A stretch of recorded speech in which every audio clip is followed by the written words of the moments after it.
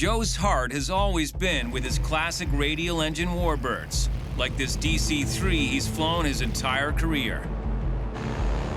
The DC-3 in the north is a symbol of strength and continuity. But industry demand for newer, faster aircraft is forcing Joe's hand, and he's in it for the long haul. You sit down to a game of cards, how long you want to stay at the game? If you fold your cards after the first couple bad hands, it's a very short game. He's reluctantly investing in Electras, sleek, fast turboprop airliners from the 1950s, yet a quantum leap from his piston pounders.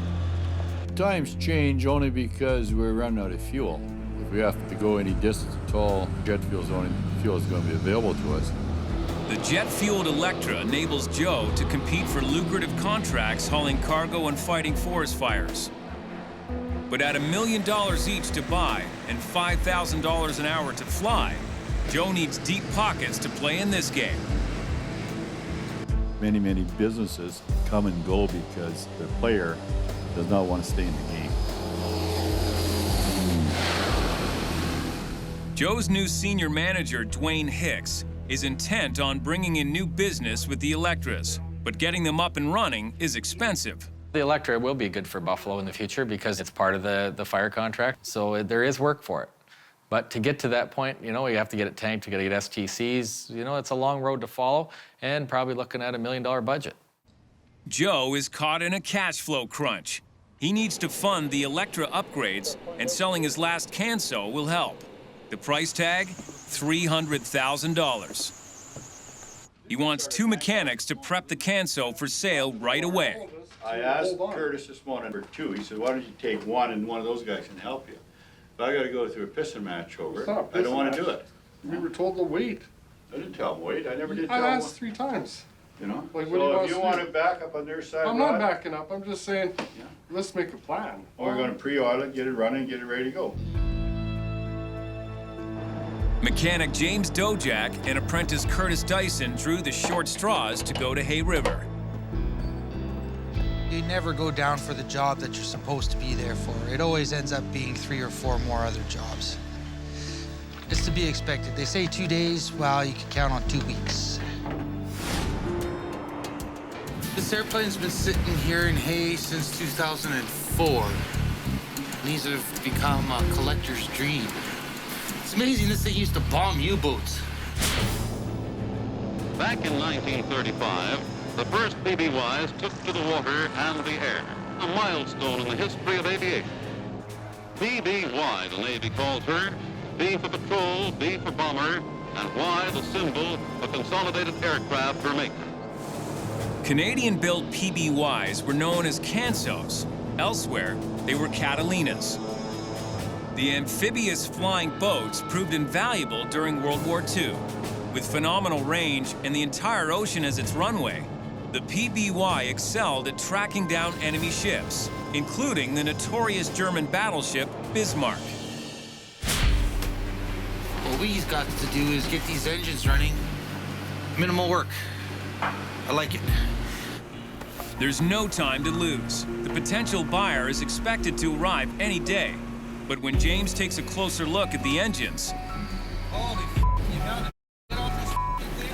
Holy space it's everywhere. after 6 years in the yard, this vintage Canso has become a giant bird's nest.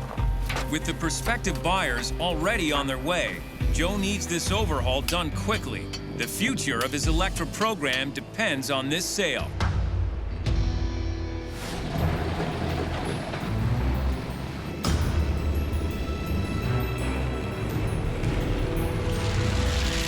Okay, we're coming 4,000 now.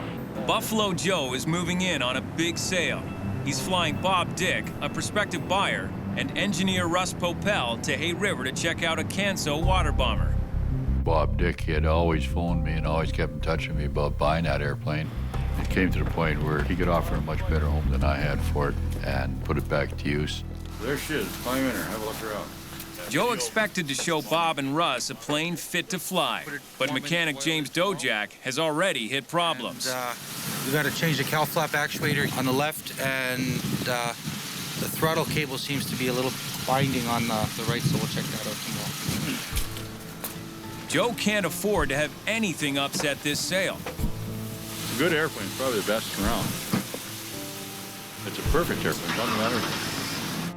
This sale is crucial to pay for an upgrade on another plane, so Joe needs this deal wrapped up fast. I imagine they'll mess around all day tomorrow and leave Saturday, you know. But at Buffalo, things rarely go as planned. Oh, see you gentlemen in the morning. Okay, thanks. See you. Work on the Canso continues. Prospective buyer Bob Dick is a lifelong aviator who spent years flying water bombers. Recently, he started dreaming of running tourist flights along the coast of British Columbia using a vintage Canso. About a year ago, I came to the realization that if I didn't do something, all these aircraft would disappear. And the next thing you know, we'd be losing out on a great piece of aviation history in Canada.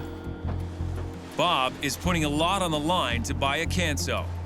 I thought, well, what the heck, I don't even really need the house. So I sold it this last summer and rearranged my assets a wee bit to put together the cash to buy this baby.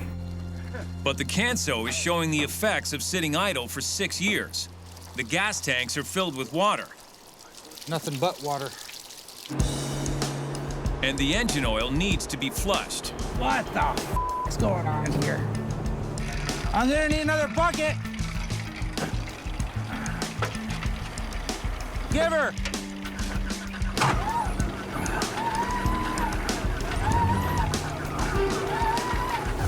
No, I'll plug it in, plug it in, plug it in. My legs are getting numb again. It's tough work.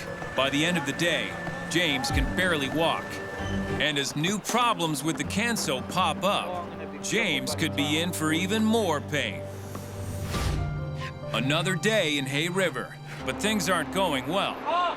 Bob Dick and his engineer Russ Popel fire up engine number 2. Something's wrong. It doesn't sound right.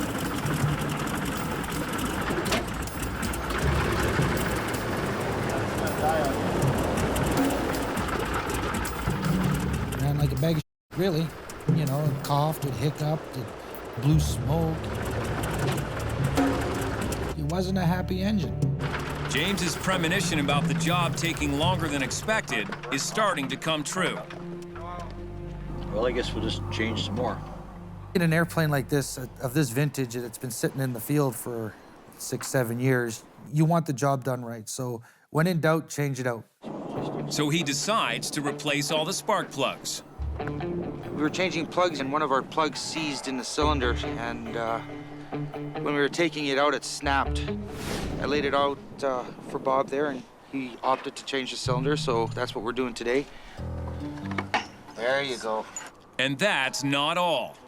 The carb's been acting up on this engine too, so we're doing a carb change too. Every time you fix a problem, it just seemed like another one was popping up. Too much. Ready? Yeah. I'll go fish for these parts. Getting it popped again. It's heavy after a couple minutes. Couple hours here, a couple hours there. There we go. Out in the field, Russ used to always tell us a clean airplane is a happy airplane. Maybe that cures the problem. Cross your fingers. Carb change? Hours later, the engine is back together, ready for a test start. That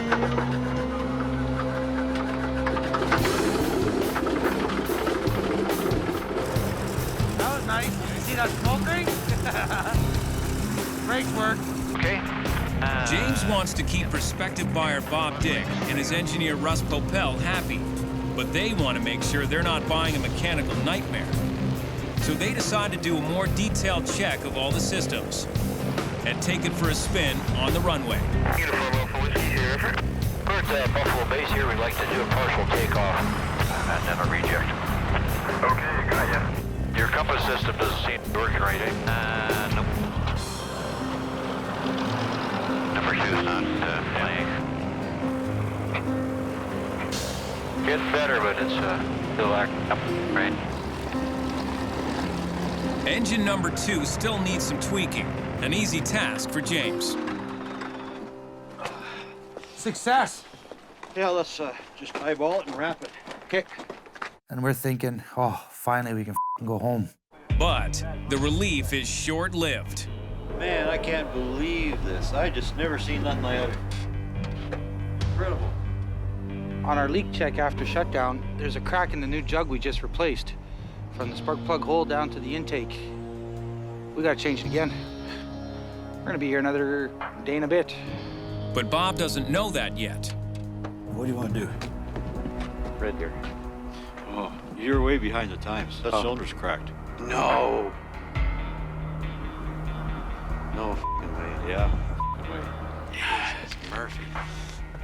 We all lost it. You know, the swearing comes out, the cursing, the kicking, the rocks and the tarmac. That's where frustration hit its peak. Guys are counting going home to Yellowknife, and we're counting on going to Red Deer today, and so we're a little disappointed. You guys are just walking tragedies around here. Well, the jug we changed was cracked. I'll let you know if anything else bad happens. If there are any more setbacks, these buyers could be headed for the exit.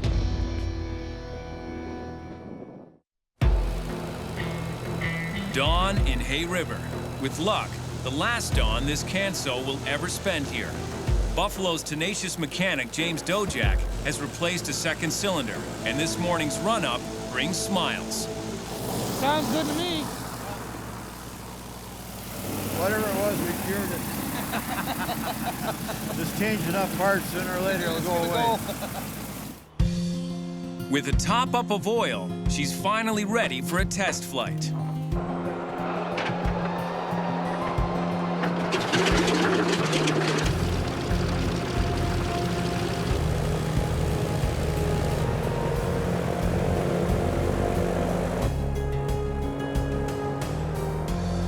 Oil pressure's good, oil temp's good, oil pressure's good.